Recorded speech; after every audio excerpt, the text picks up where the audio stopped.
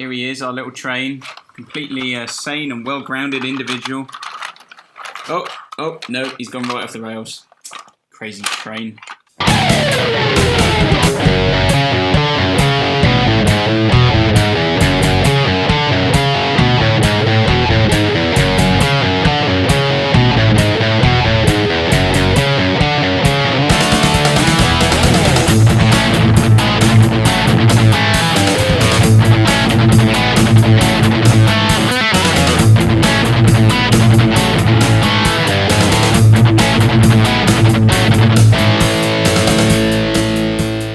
Hi guys, it's Paul from Crowborough Guitar Tuition, and we're back for part 2 of Crazy Train. Apologies if you saw part 1, which was basically just that intro riff. That was quite a while ago, and I said we'd get round to this, and it's taken me quite a long time, so I am sorry. But the good news is, if you've not seen it, or you weren't waiting, you can probably be able to watch this all in a row, which will be good. So in today's video, we're really just going to be looking at the verse section of Crazy Train. So if you want to know how the riff goes, that intro riff, that kind of classic, then do go and check out that video. Should be a playlist with it in. But let's have a look at this verse section then. So once you've come out of those power chords, I tend to just do a little slide down the neck. And then, really, we've got this palm muting, which happens on the A string. That's the basic progression there. So, we've got palm muting on an open A string. That's what we're doing to start with, just those 3 notes. And then, what we've got is we've got an A, and that moves down then to an E over A, a D over A, and then down to an open A. Now, for those of you who are maybe kind of thinking, well, you know, I know some of my chords up here, my E's and my A's and my D's. How are those E's, A's and D's? Let's just break it down a bit and have a look. If I back off the gain a little bit here. There we go. A little bit cleaner there. So if you imagine that A major bar chord with its root on the 6th string at the 5th fret, really all we're doing in this song is we're playing a fragment of that. We're using our 3rd finger at the 7th fret on the D. We're going to use our 2nd finger behind that at the 6th fret on the G, and our 1st finger at the 5th fret on the B, which you should be able to see is actually a part of that bar chord, isn't it? Just a fragment of it. So that's where we get our A from there. How is this an E over A? Well, we've got an A at the bottom in the root that we're chugging along on the whole time. There's our A in the bottom. But if you think about, let's take a C shape at the top, so that's our open C chord. If we were to move that up 2 frets, and we can refinger it, so we use 2, 3 and 4 to do that, and actually replace the nut with our 1st finger as a bar,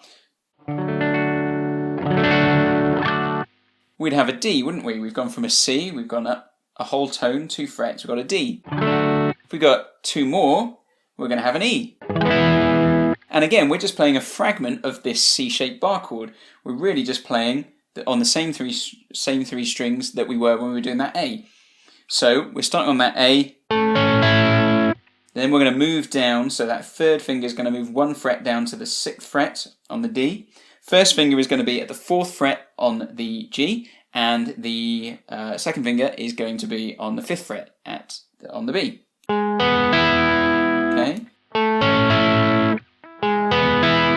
And then for that next chord, D over A, we just take that down 2 frets.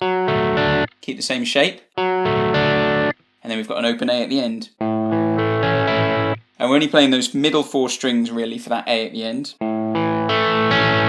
So you can either do that with your 3 fingers or you could bar that. Whatever works for you. But all we're doing really is we're starting on that palm muting, so there's 3 to begin with.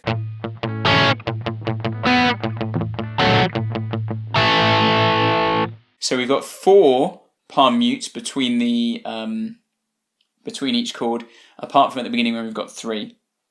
I'm going to bring that gain back up.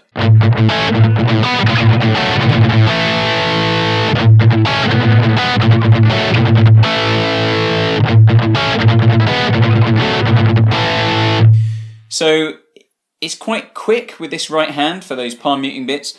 What you want to get is you want to get a nice side-to-side motion. You don't want to be swinging this hand around. Basically, it's all about efficiency of motion, a nice kind of side-to-side movement. So it all comes in that wrist, I find. Very little movement in the arm itself. And then at the end of each time around that progression, we've got this.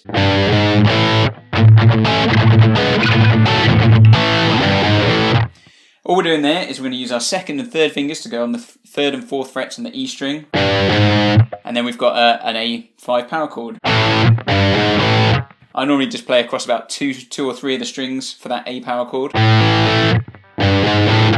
And do use fingers 2 and 3 when you go for frets 3 and 4, because then you're going to have your first finger free to get back to that open A there.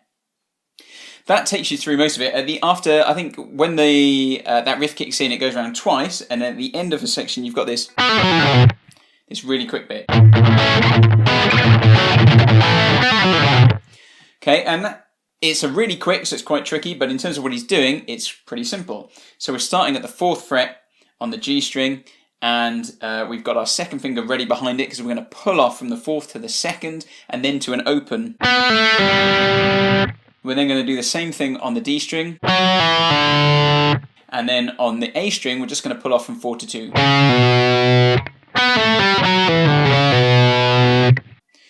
So it's all about just building up the speed there. For me, the way I pick it, you might find it easier to do it a different way, is I start with a down pick, and then I do 2 up strokes across that D and A string.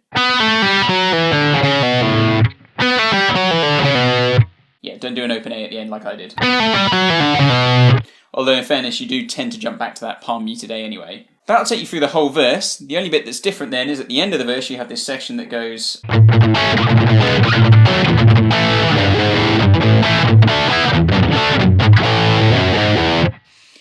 So just a little variation on that riff at the end there. So you play through it normally, and then what you've got is this. The tab says to go from the 3rd fret on the E string up to the 5th fret. Now I just use an open A string because I think it gives you more time to make this jump up here.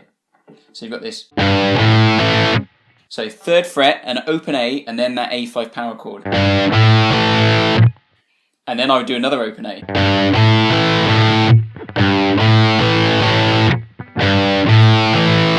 So I'm using my 2nd finger for that 3rd fret, 1st finger for the A.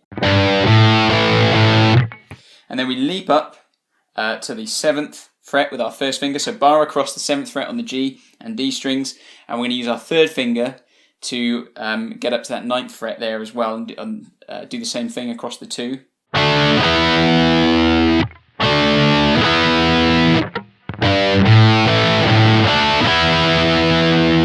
Okay, and then we go back down to the bottom, open, and then 2nd fret on the E string.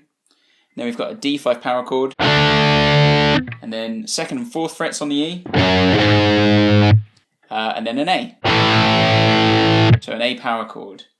And then there's just a little walk up, although it varies each time. So if you look in the tab, you'll see how it varies. You've got this. That's just 2, 4, 0.